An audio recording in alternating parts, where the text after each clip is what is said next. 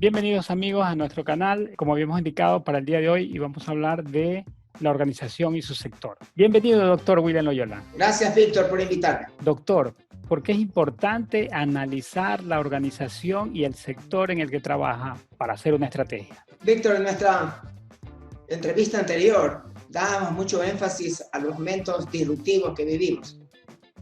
Categorizamos algunas de estas disrupciones.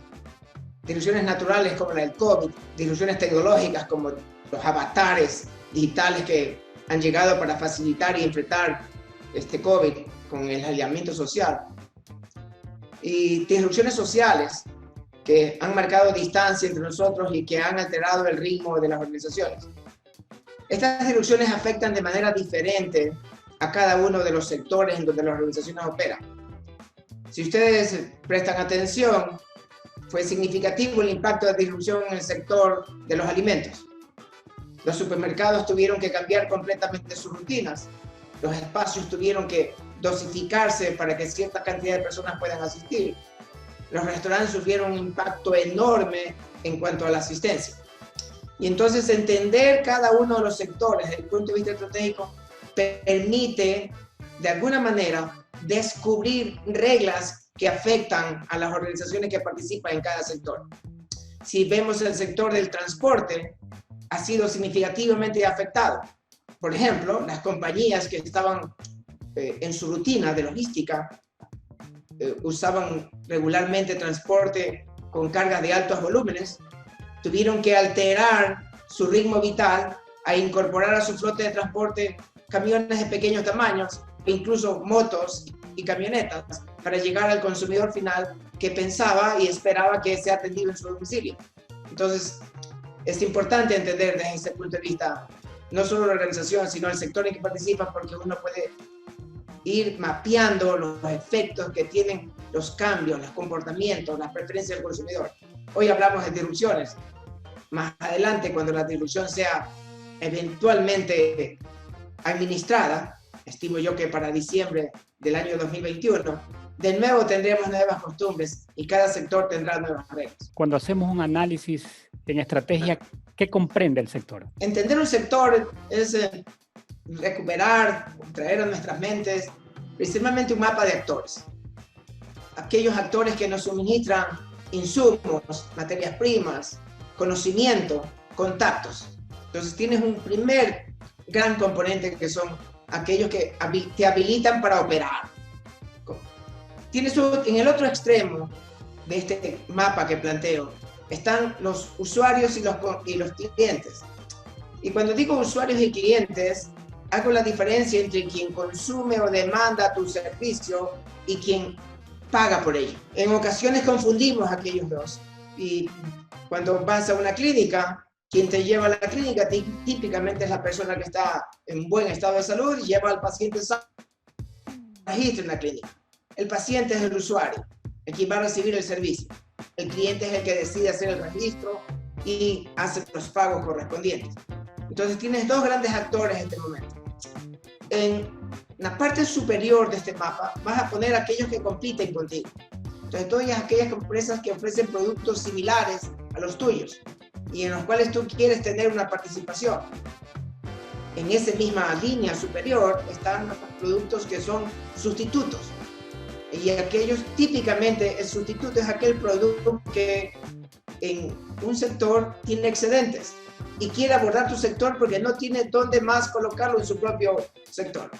Y entonces, si pensamos en alimentos, por ejemplo, están los productos naturales, un sector. Pero también hay aquellos productos que están empaquetados, aquellos productos que están procesados. Y entonces tienes esta competencia en el sector de alimentos, un sustituto.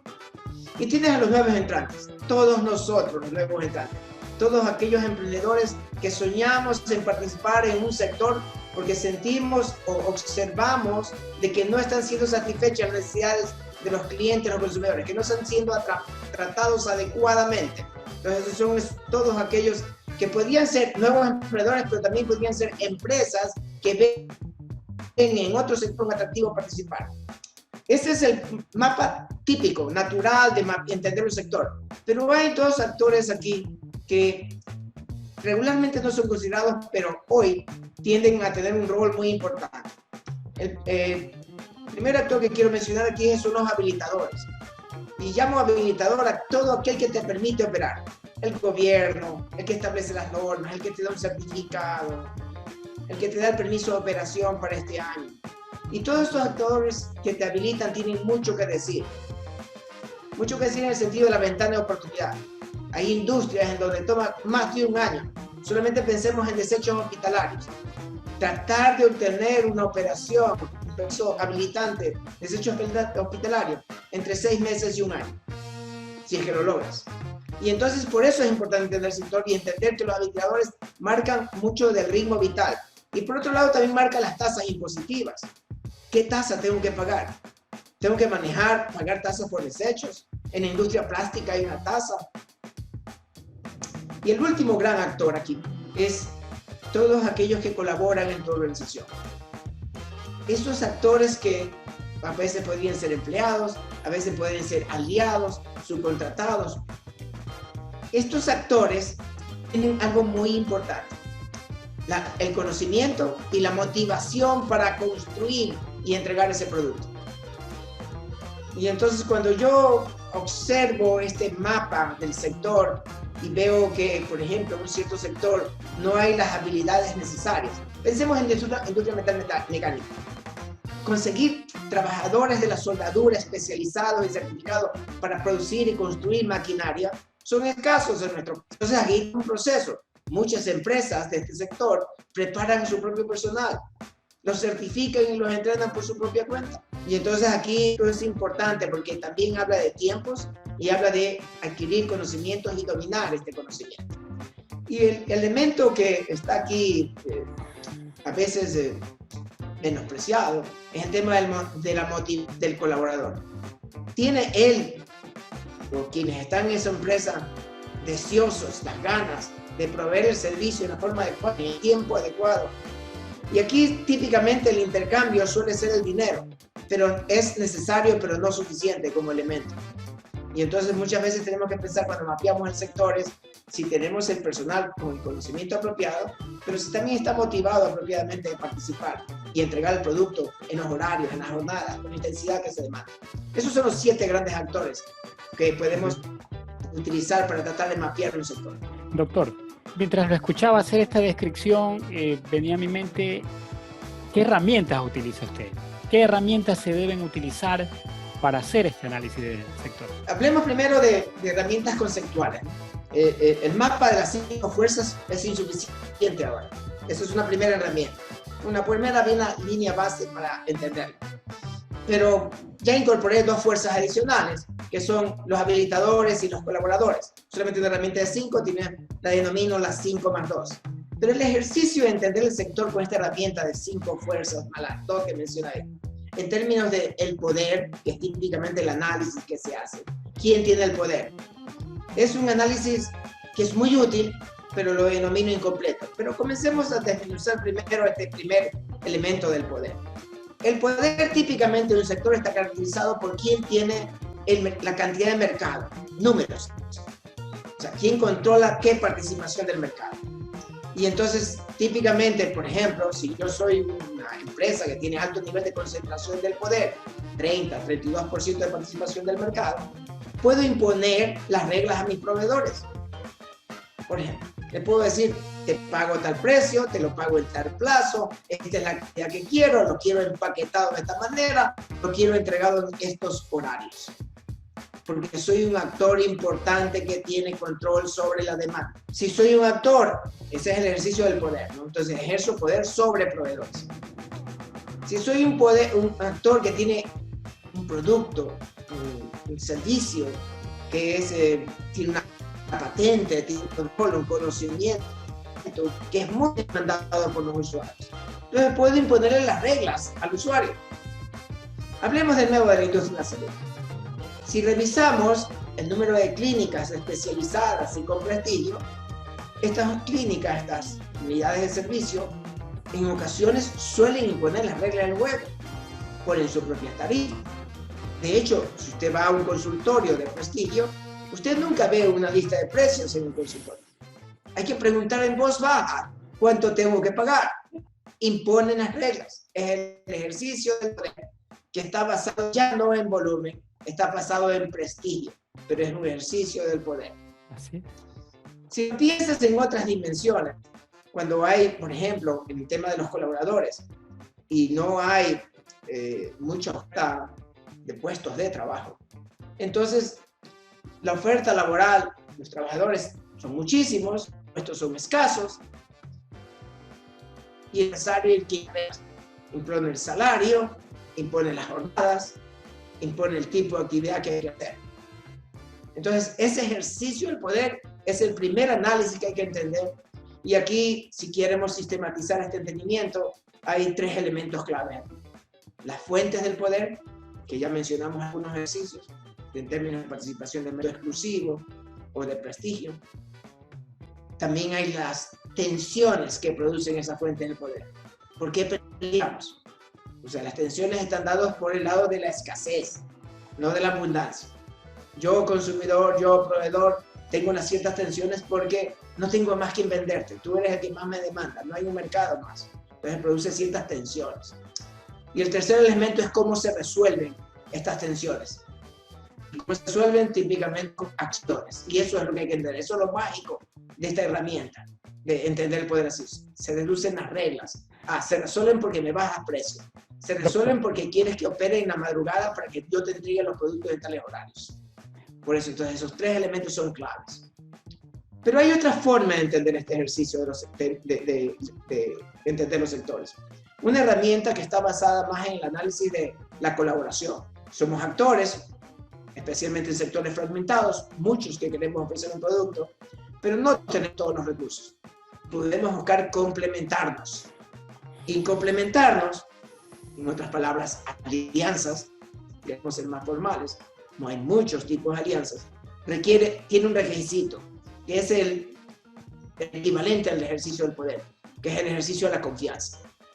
A diferencia del poder, la confianza no opera desde un solo lado, es diádica, opera desde dos extremos.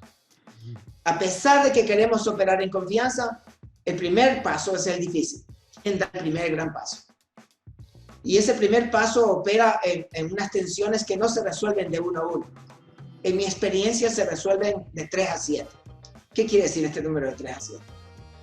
Usted va a lograr 3 ocasiones en donde respondan positivamente a quienes le proponen la alianza y va a lograr 7 posturas negativas con respecto a la confianza y a la alianza. Entonces esa relación de 3 a 7, o sea, un portafolio de 10 intentos, espere ser exitoso en construir una relación de confianza de 3 y una relación donde no opera la confianza de 7. Un poco está dado por nuestros patrones culturales. Y entonces entender el sector desde el punto de vista de las posibilidades de la alianza te da posibilidades. En el mundo del poder te da restricciones. En el mundo de la confianza te da posibilidades que antes eran impensadas. Estas herramientas que usted ha mencionado, hay algunas que son genéricas. Usted habló de las 5 fuerzas de Porter, que es una herramienta universal. He visto que las ha, vamos a decir, tropicalizado, las ha adaptado a nuestro medio, ¿no? ¿Podría conversarnos un poco de dónde está el fuerte de esas mejoras, de esas adaptaciones que usted ha hecho? ¿Por qué considera que eso era importante hacerlo? En primer lugar, hay que entender que nuestro mercado es pequeño. La región latinoamericana. Estas herramientas con marcos de referencia fueron diseñadas para mercados muy grandes, donde en teoría se ponía como requisito la competencia perfecta, donde el gobierno no era un regulador, mientras menos participara mejor, ¿verdad? Entonces, la primera adaptación es la participación del gobierno.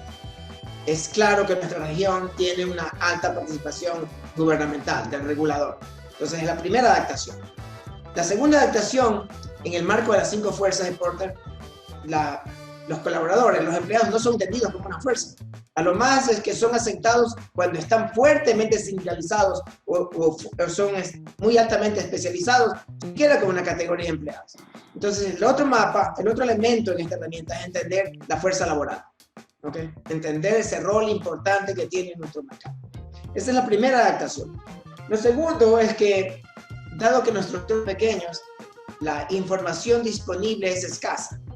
He mencionado rápidamente en la sesión anterior el tema de la gestión de la ignorancia. Pues ahora voy a entrar un poco en este concepto de cómo de manera natural los mercados pequeños se protegen sus competencias, sus ventajas competitivas, gestionar la ignorancia. Quiero decir, dosifico la cantidad de información que entrego. Y ello nos lleva a tener que tomar decisiones con información escasa. Entonces, ante eso, estas herramientas lo que hacen es tratar de conseguir la mayor cantidad de información disponible a través de las instituciones de control o a través de fuentes secundarias y se sistematizan. Por ejemplo, estoy trabajando en la última actualización de esta herramienta donde hay 71.542 empresas que declararon su estado financiero en la super de compañías. En un formato que, si es que cada uno de nosotros nos ponemos a trabajar de manera independiente, nos demoraríamos 3-4 semanas en tratar de procesar esa información. Y entonces, cuando hablamos de esta herramienta, pues esta herramienta está procesada, estos estados financieros están incorporados en herramientas, y puedo entender al proveedor, puedo entender al cliente, puedo entender al competidor de manera sistemática, observando sus estados financieros consolidados. Les voy a mencionar cómo se consolida esto. El PIG, el estado de pérdidas y ganancias de un sector. Entonces usted consolida todas estas empresas, las pone en el sector de la construcción y usted dice, aquí en este sector hay 250 empresas, de las cuales 128 son grandes, de las cuales las restantes son pequeñas y tienen ingresos por tanto dinero, sus costos son estos, su punto de equilibrio es este.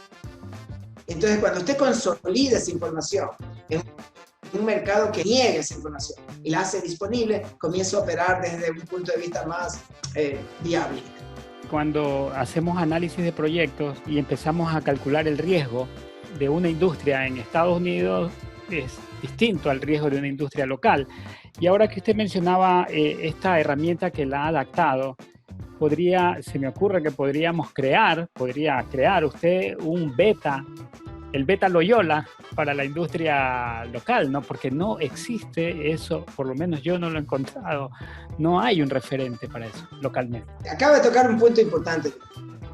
He mencionado los estados financieros reportados a las super de compañías que están consolidados por sector, herramienta como la que estamos mencionando.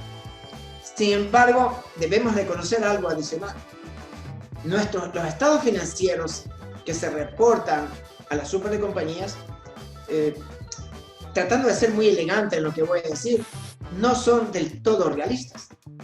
Y entonces aquí viene un trabajo del estratega de hacer los ajustes en base a entender las reglas del sector. Cuando ya entiendes el sector, tú sabes cómo ajustar esas cifras. Entonces, efectivamente, eventualmente podemos entender no solamente los estados financieros consolidados por sector, sino entendiendo las reglas, qué clase de ajustes y extrapolaciones podemos hacer para que, a pesar de que en un sector la tasa de retorno sea el 2%, y sabemos que ninguna empresa sobreviviría en Ecuador con una tasa de retorno del 2%, entonces podamos hacer los ajustes para decir, este sector está operando con el 28, con el 24, con el 25%. Y entonces aquí viene ese trabajo entre vincular el mapeo del sector y las herramientas con las datas que hemos conseguido. Y luego decir, esta es la realidad. Por eso es que estamos operando aquí. Ahí hay un tema, ¿no? Por desarrollar. Pero ya está. Pienso yo que con el trabajo que usted ha hecho de sacar PIG por sector, ya ahí hay un enorme paso, ¿no? Doctor, ahora que hemos hablado, un empresario desea desarrollar su estrategia. ¿Quiénes son los que deberían participar de la empresa en este proceso del análisis del sector, especialmente esta primera parte, ¿no? ¿Quiénes recomendaría usted que estuvieran de la empresa? Voy a comenzar apelando a una estructura de equipo estratégico que no es ortodoxa. Y apelo a lo siguiente. Es útil cuando estás armando un equipo tener aquel cuestionador permanente, aquel que no está contento ni satisfecho con el ritmo de la organización, con lo que estamos haciendo, cómo estamos tratando a nuestros clientes, empleados o proveedores. Entonces, la primera membresía viene para aquel que patea la lata, aquel cuestionador en la organización. Entonces, cuando estén tratando de armar su equipo, primero no descarten a este individuo. Aunque no vaya a ser parte del futuro de la organización, su rol es importante, es claro. Nos va a decir temprano de qué nos vamos a morir si seguimos haciendo lo que estamos haciendo. Esa es la primera membresía. Los otros actores son los actores de dos categorías. El uno es si es una empresa pequeña y el propietario es un actor importante ahí, no sea porque trabaje, sino porque tenga mucho que decir, es importante que el propietario, un representante de los propietarios esté ahí. Los otros actores tienen que venir del área de mercadeo y ventas. Es importante que sepamos cuáles son las preferencias del consumidor, alguien que tenga la voz del consumidor. El otro tiene que venir del lado de operaciones, para aquel que nos recuerde qué es viable, qué es factible hacer, a qué velocidad se puede hacer. Y tiene que haber alguien de finanzas, alguien que nos aterrice los números, nos diga a quién le podamos decir, necesitamos este par de millones para lograr sacar adelante este proyecto estratégico. ¿Cómo lo conseguimos? Doctor, en este análisis iniciamos por la organización. ¿Qué debemos analizar en la organización? ¿Por dónde debemos empezar el análisis? Desde el punto de vista estratégico, cuando revisas la organización hay dos grandes etapas. Una donde validas su propósito y la otra donde haces un diagnóstico interno. En esta primera aproximación, tú lo que necesitas entender es a qué se dedica la organización y qué propósito a largo plazo tiene. Ese diagnóstico del propósito es un diagnóstico metodológico. El profesor Campbell desarrolló 10 criterios para evaluar el propósito. Él entendía el propósito como la combinación de misión, visión y valores. Y hacía un análisis de su narrativa.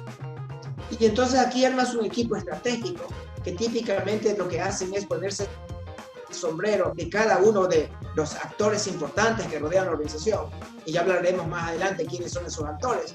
Y entonces poniéndose en ese rol, contestan qué me dice ese propósito al empleado, qué le dice al competidor, qué le dice al cliente, qué le dice al proveedor ese propósito, respondiendo esos 10 criterios. El análisis es un análisis muy duro. Hay dos procesos de validación ahí. Y obtener 70 puntos de 100 es muy difícil para la mayor parte de las organizaciones. Pero ese es el criterio que Campbell establece. ¿Qué herramientas usted ha creado, ha desarrollado para hacer este análisis? Como el proceso de planeación estratégica es un proceso metodológico extenso, lo que he tratado de hacer en los últimos 12 años es tematizar este proceso. Entonces he desarrollado una herramienta que la he denominado Loyola Strategic Modeling Tool, que lo que hace es, para cada una de las etapas del proceso, ofrecer insumos, métodos, herramientas, para que el equipo pueda lograr entender en cada etapa cuáles son las salidas. Esas salidas son entradas para las siguientes etapas. Ok, entonces tenemos unas plantillas desarrolladas por ustedes donde se trae data, se procesa y tenemos luego resultados que nos llevan a las siguientes etapas, ¿no? Sí, las plantillas efectivamente han sido desarrolladas y perfeccionadas a lo largo del tiempo, pero no son más que el reflejo de toda la metodología y teoría de la estrategia que existe. Por supuesto, con mucha adaptación a las restricciones de datos y la cultura de no compartir información que tenemos. En el próximo episodio haremos el análisis externo social con el inventario de fuerzas generales en las que tiene que interactuar la organización. Contribuimos desde el Internet a que ustedes, empresarios, administradores y emprendedores de pymes, preparen sus planes estratégicos. Los invitamos a que se suscriban al canal, le den like y compartan nuestros videos. Que estén muy bien.